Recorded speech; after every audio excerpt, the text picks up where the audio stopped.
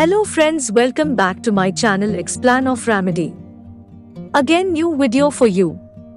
Today I will share with you how to make onion hair oil for faster hair growth and stop hair fall.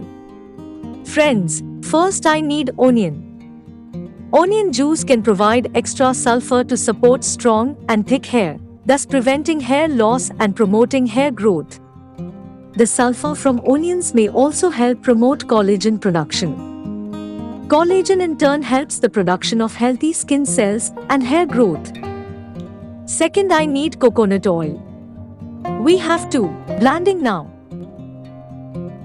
We need almond oil. Stir well and simmer it on low flame for few minutes until the onion paste runs light brown. After oil has cooled down, take a cheesecloth and stain the oil. Transfer the oil a glass bottle. Store it in a cool or dry place. Add few drops of essential oil to mask the smell of the onion oil. Use the massage the oil scalp and hair twice a week for best result.